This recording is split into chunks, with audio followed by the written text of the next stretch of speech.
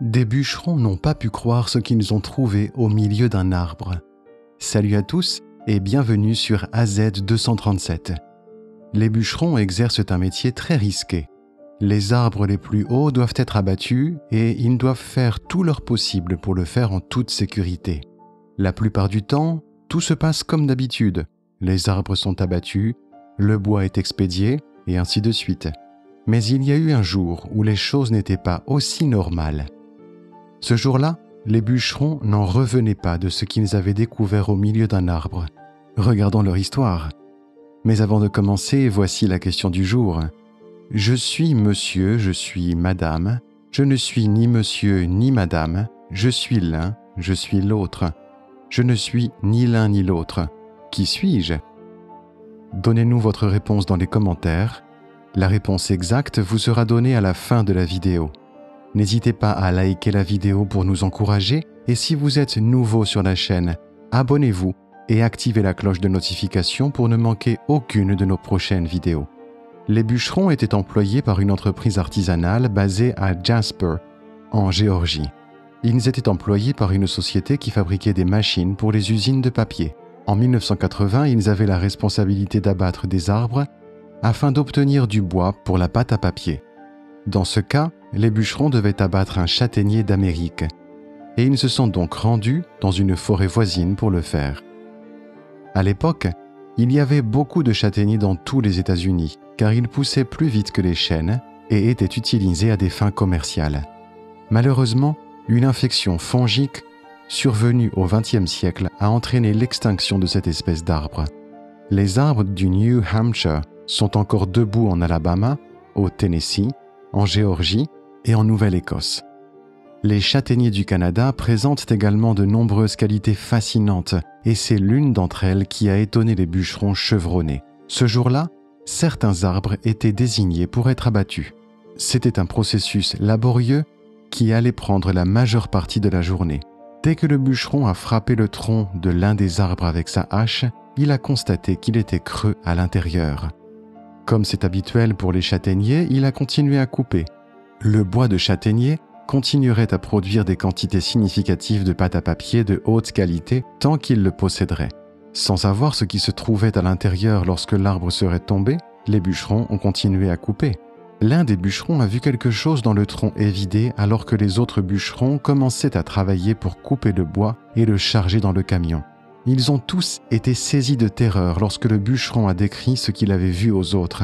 Ils pouvaient deviner qu'il s'agissait d'un chien parce qu'il avait des pattes, un grand nez et des dents de chien pointues lorsqu'ils ont regardé de plus près et ont découvert qui les regardait en retour. Le fait que ce chien semblait être gelé s'ajoutait à son aspect étrange. Ils n'ont pas pu déterminer comment le chien était entré dans le tronc d'arbre ni pourquoi il s'y trouvait. Ils ont pris la décision de travailler rapidement puisqu'ils avaient du travail à terminer. Après avoir réfléchi, ils ont conclu que le découpage de ce tronc leur coûterait de l'argent. Ils l'ont donc mis de côté dans l'espoir de pouvoir trouver quelqu'un pour l'examiner et tenter de déterminer son ascendance. Heureusement, ils connaissaient la bonne personne à contacter. Le Southern Forest World Museum a ouvert ses portes en 1981, un an après la découverte de ce chien. Le musée est situé au sud-est des États-Unis et les bûcherons ont pensé que ce serait l'endroit idéal pour apporter leur trésor. Malheureusement, ils ont dû attendre l'ouverture du musée pour montrer leur incroyable découverte. Avant l'ouverture des portes de l'établissement, ils ont transporté l'objet et le personnel était parfaitement conscient de la popularité de l'exposition, compte tenu de son aspect et de la façon dont elle a été découverte. Ils voulaient non seulement le montrer, mais aussi comprendre comment le chien était arrivé là. L'hôpital a engagé des biologistes pour examiner le chien momifié qui se trouvait dans l'arbre, car personne n'aurait pu savoir comment cela avait pu se produire sans utiliser les techniques de l'Égypte ancienne. Ils ont dû chercher de l'aide à l'extérieur du musée, car aucun expert parmi le personnel ne savait comment déchiffrer les mystères de la momification canine. C'est finalement Christina Kilgrove, anthropologue biologiste de l'Université de Floride occidentale, qui a examiné le chien et a fini par déterminer ce qui lui était réellement arrivé. Elle a découvert que le processus de putréfaction était provoqué par la détérioration des tissus. La mort du chien a accéléré le processus. Elle pense que le chien a d'abord chassé à l'extérieur de l'arbre avant de chasser quoi que ce soit à l'intérieur. Selon Christina, le chien chassait dans les années 1960 lorsqu'il s'est retrouvé bloqué dans l'arbre et est mort de faim, le laissant là pendant de nombreuses années. Stucky, le chien momifié, est le nom de l'exposition qui se trouve désormais dans le sud de la forêt à Waycross, en Géorgie. C'est après avoir organisé un concours pour choisir le nom du chien qu'ils ont trouvé ce nom. Bien que Chipper et Dogwood aient été deux autres excellents noms soumis, Stucky l'a finalement emporté, malgré le fait que quelques autres noms formidables aient également été envisagés. La personne qui a trouvé le surnom de Stucky ne l'a pas fait parce que le chien était emprisonné dans la bûche, mais plutôt à cause de l'apparence de cercueil du tronc d'arbre, qui lui rappelait les bûches de pécan vendues chez les dépanneurs Stucky. Si vous alliez au musée, vous le découvririez. Heureusement, les bûcherons ont fait des pieds et des mains pour gagner un peu d'argent et ils ont décidé de conserver le chien dans le bois.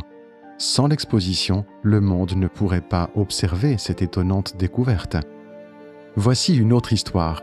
Les loups ont encerclé un homme blessé et ils pensaient que c'était la fin, mais quelque chose d'incroyable s'est alors produit. Un jour d'août 2005, Alex, propriétaire d'une ferme-restaurant, s'est rendu dans les montagnes pour attraper des lapins pour son établissement. Mais il a vécu un événement inattendu. Il se sentait un peu frigorifié alors qu'il se promenait dans la forêt le matin. Il a soudain entendu des voix au loin dans l'herbe. La tête d'un louveteau s'est révélée. Alex a eu le courage de gratter l'herbe autour du louveteau car il savait qu'il n'était pas très grand. Il a découvert que le louveteau saignait abondamment et portait des marques de morsures d'autres animaux sur tout le corps. Si le louveteau n'avait pas reçu de soins médicaux, Alex aurait pu le voir se détériorer jusqu'à la mort. Il l'a donc soigneusement pris dans ses bras et a descendu la montagne.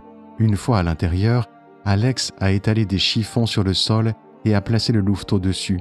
Il s'est ensuite dirigé vers la chambre et a ouvert l'armoire à pharmacie. Son père l'a aidé à bander le louveteau après avoir sorti la compresse et nettoyé doucement la blessure du louveteau. Alex a demandé quel était le régime alimentaire du louveteau. Son père s'est empressé de lui faire remarquer que les loups consomment de la viande, mais préfèrent le poulet. Alex s'est motivé, et dès qu'il a vu à quel point le louveteau était pitoyable, il est immédiatement sorti. Après un certain temps, il était dans la cour et informa son père qu'il voulait qu'il prenne en charge le louveteau. Il a également mentionné que, comme ils avaient beaucoup de poulets dans la maison, il en avait tué un pour nourrir le louveteau. Le louveteau a fini par manger lentement le cadavre du poulet. Il a fini par se remettre de ses blessures et a grandi sous les soins attentifs d'Alex. Chaque fois qu'Alex le nourrissait, il s'accrochait à lui comme s'il était un membre de la famille. Alex l'emmenait fréquemment dans les montagnes et développait ses capacités de chasseur pour le garder sauvage, malgré le fait qu'il était plutôt obéissant compte tenu de sa nature de loup.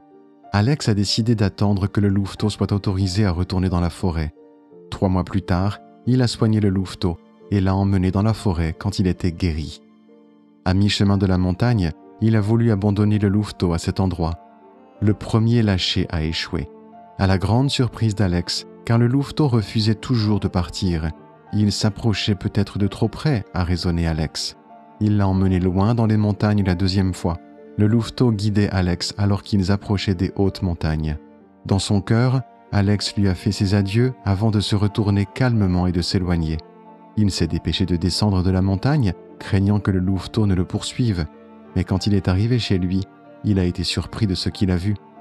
Le louveteau était arrivé avant lui. La 3e libération a alors commencé. Le louveteau a été placé dans un sac qu'Alex avait chez lui. Puis, il a été transporté sur une moto jusqu'à une forêt située à 5 km de là, où il a été relâché. Il lui a dit de retourner dans la forêt et lui a fait ses adieux. Mais il n'a pas fallu longtemps pour que le louveteau revienne dans son jardin et se tienne à la porte. Alex a été obligé de le garder à la maison et d'envisager de le relâcher après avoir cherché une nouvelle opportunité. Un matin, Alex nourrissait les poules dans la cour. Il a découvert que la cage des poules avait été ouverte et que tous les volatiles étaient morts. Il ne comprenait pas ce qui se passait. Il a rapidement demandé à son père d'enquêter sur ce qui s'était passé, car il se demandait pourquoi les poulets étaient morts. Longtemps après l'arrivée du louveteau dans leur résidence, rien de tel ne s'était jamais produit. Les poulets étaient tous morts, mais n'avaient pas été consommés. Ils ont donc pensé qu'ils n'avaient peut-être pas été tués pour être mangés. Ils étaient perplexes. Alex et son père n'ont pas dormi cette nuit-là. Au lieu de ça, ils sont restés à l'intérieur pour observer les cadavres des poulets. Ils ont attendu une bonne partie de la nuit avant d'entendre un bruit étrange venant de la cour. Alors, portant les longues perches préparées, ils ont lentement quitté la maison. La maison du louveteau semblait également faire du bruit. Il s'est avéré que c'était une belette lorsqu'ils se sont approchés pour enquêter. Quand le louveteau s'est approché de la belette depuis la maison, il a levé fièrement la tête. Ils étaient juste prêts à s'affronter. Puis il a chargé la belette et a engagé le combat.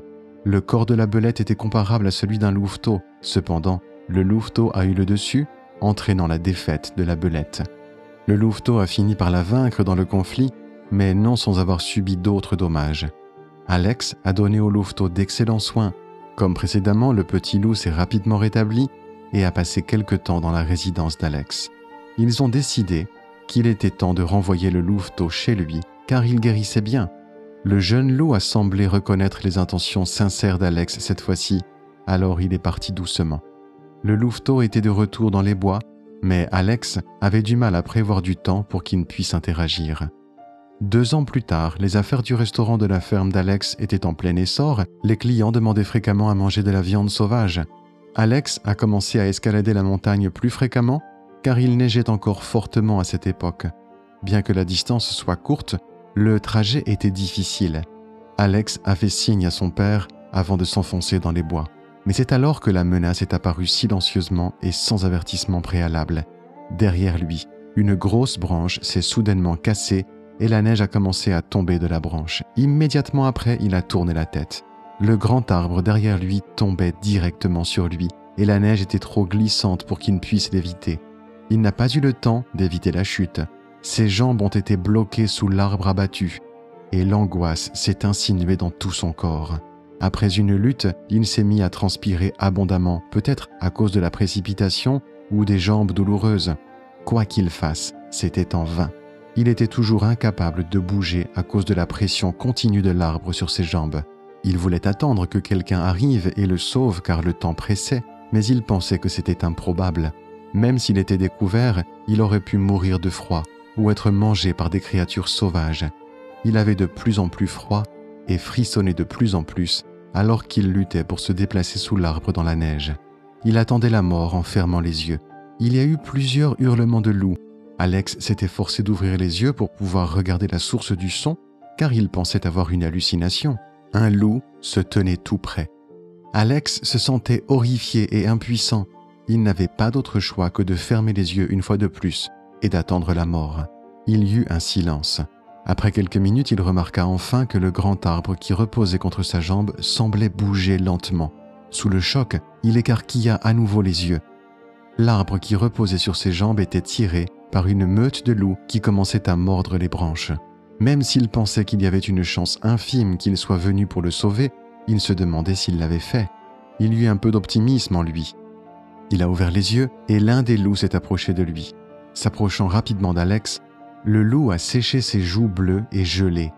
Alex s'est senti encore plus étrange. Il s'est demandé si le loup avait l'intention de le lécher avant de le dévorer. Après cela, il a commencé à lui lécher les mains à plusieurs reprises. Le visage du loup n'exprimait aucune animosité. Les yeux du loup le regardaient avec une certaine familiarité. Sur cette montagne, Alex s'est souvenu du loup qu'il avait sauvé et relâché. Il s'est demandé si c'était le loup qu'il avait sauvé auparavant. La pensée que le loup léchait encore son visage et ses mains lui a permis de se sentir un peu mieux. C'est comme ça que le loup le gardait au chaud. L'arbre s'écrasait sur ses jambes et les loups le traînaient toujours. Les loups ont travaillé incroyablement dur pour enlever le grand arbre. Alex a poussé un soupir de soulagement, mais le poids de l'arbre avait rendu ses jambes rigides. Le loup a remarqué qu'Alex était toujours immobile et qu'il tremblait pendant qu'il était allongé sur le sol. Tous les loups de la région se sont approchés et se sont blottis contre lui pour le couvrir de leur chaleur corporelle. Alex se réchauffait et la circulation revenait dans ses mains. Il s'est battu pour se redresser et a vérifié ses jambes. Elles étaient seulement engourdies et incontrôlables, mais rien de grave. Il a été obligé de continuer à frotter ses jambes avec ses 2 mains. Il était vraiment ravi quand, après quelques massages, ses jambes se sont finalement réveillées et qu'il pouvait se déplacer.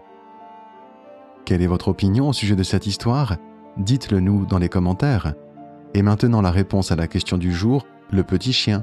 suit du verbe être, suit du verbe suivre. Bravo à tous ceux qui ont trouvé la bonne réponse. Nous voici arrivés au terme de cette vidéo. Merci de l'avoir regardée jusqu'à la fin. Surtout, n'oubliez pas de la liker et la partager autour de vous. À très bientôt sur AZ237.